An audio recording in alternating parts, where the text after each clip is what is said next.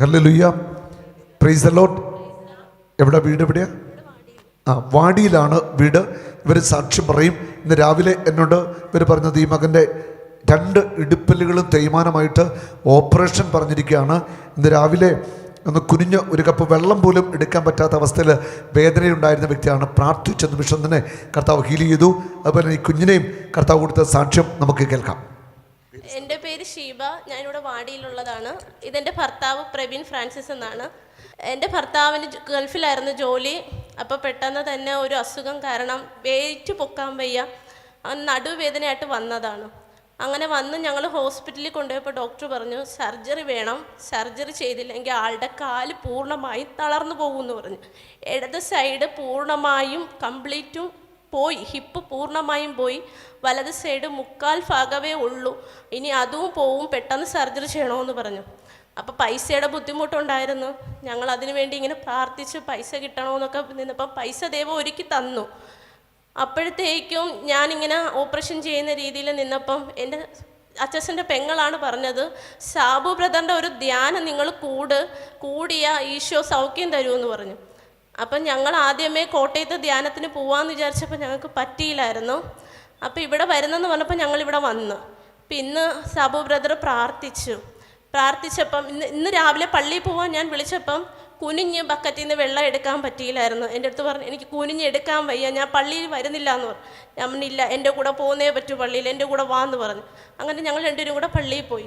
വന്ന് ഞാൻ ചോദിച്ചു, സാബു ബ്രദർ പ്രാർത്ഥിച്ച് സൗഖ്യം കിട്ടിയപ്പോൾ ഞാൻ ചോദിച്ചു അച്ഛന് ഓടാൻ പറ്റിയായിരുന്നോ എന്ന് ചോദിച്ചു. അപ്പം എന്നോട് പറഞ്ഞു എനിക്ക് ഓടാൻ പറ്റുമെന്ന് ഞാൻ ഒട്ടും പ്രതീക്ഷിച്ചില്ല, പക്ഷെ ഞാൻ ഓടിയെന്ന് പറഞ്ഞു.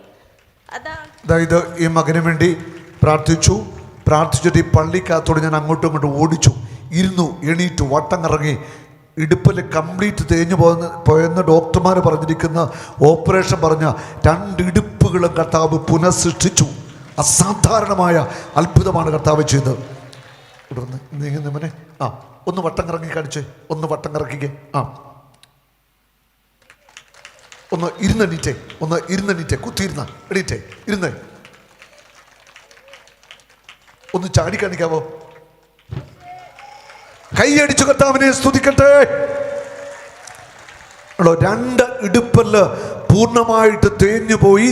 ഓപ്പറേഷൻ നിർബന്ധമായിട്ട് പറഞ്ഞിരുന്ന ഒരു വ്യക്തിയാണ്. ഇന്ന് രാവിലത്തെ ഈ മകന് വേണ്ടിയുള്ള പ്രാർത്ഥനയിൽ കർത്താവ് തൊട്ടു. ഹല്ലേലൂയ. അസാധാരണമായ ഒരു ദൈവശക്തിമാന്റെ മേൽ കടന്നുപോയി. ഇടുപ്പല്ലുകൾ പുനഃസൃഷ്ടിക്കപ്പെട്ടു. പള്ളിയുടെ കൂടി നല്ല മിടുക്കനായി. ഹല്ലേലൂയ. സന്തോഷമായില്ലേ? ഇന്ന് എല്ലാ കാര്യങ്ങളും ചെയ്തോ? വീട്ടിൽ പോയിട്ട് ഒരു കുഴപ്പമില്ല. 2018 ഞങ്ങളുടെ കല്യാണം നടന്നത്. ഫെബ്രുവരി മാസമായിരുന്നു. ഡിസംബർ വരെ ഞങ്ങൾക്ക് കൊച്ചുങ്ങളുണ്ടായില്ലായിരുന്നു. 10 മാസം ഞങ്ങൾക്ക് മക്കളില്ലായിരുന്നു.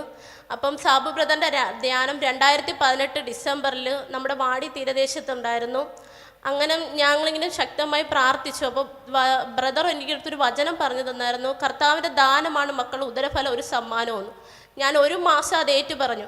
അപ്പം ഞങ്ങൾ ധ്യാനം കൂടി 18-ാം തീയതി എൻ്റെ ഭർത്താവ് എന്നെ വിളിക്കുന്നു, ഭർത്താവ് പുറത്തായിരുന്നു. അപ്പോൾ എന്നോട് വിളിച്ച് ഞാൻ ടിക്കറ്റ് എടുക്കട്ടെ, കയറി വാന്ന് പറഞ്ഞു. അപ്പം ഞാൻ പറഞ്ഞില്ല, ഞാൻ ഈ കൺവെൻഷൻ കൂടിയിട്ടേ ഞാൻ വരുന്നുള്ളൂ, ഇനി എത്രയെന്ന് പറഞ്ഞാൽ ഈ കൺവെൻഷൻ ഞാൻ കൂടിയിട്ടേ വരത്തുള്ളൂ എന്ന് പറഞ്ഞ് 2018 ഡിസംബറിൽ ഞാൻ ധ്യാനം കൂടുന്നു.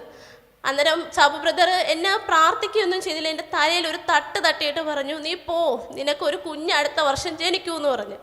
ഞാനിവിടെ നിന്ന് ഡിസംബർ 18-ാം തീയതി ധ്യാനം കൂടിക്കഴിഞ്ഞ് രാത്രി ഫ്ലൈറ്റ് കയറി പോകുന്നു. 2019 ജാനുവരി അതേ 18-ാം തീയതി ഞാൻ അറിയുന്നു ഞാൻ പ്രഗ്നൻ്റ് ആയെന്നു.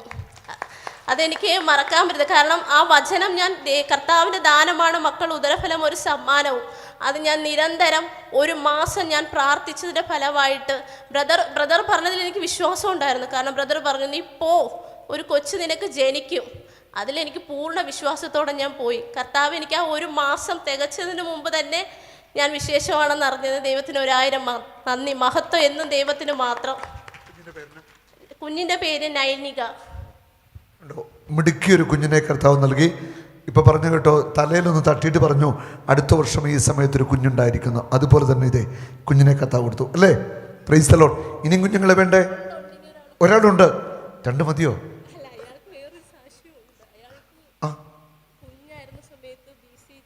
ആ അതെ അതെ, അത് ഇന്ന് രാവിലെ പറഞ്ഞിരുന്നു. രണ്ടാമത്തെ കുഞ്ഞ് ജനിച്ചു. ആ സമയത്ത് ആ കുഞ്ഞിൻ്റെ ഇവിടെ കക്ഷത്തിൽ ഇവിടെ ഒരു മുഴയുണ്ടായിരുന്നു. അത്ഭുതമായിട്ട് ഇവർ കണ്ണുനീരോടെ പ്രാർത്ഥിച്ചു. ആ മുഴ വറ്റിപ്പോയ ഒരു സാക്ഷ്യം രാവിലെ പറഞ്ഞിരുന്നു. കർത്താവ് അനുഗ്രഹിച്ച, തെരഞ്ഞെടുത്ത ഒരു കുടുംബമാണിത്.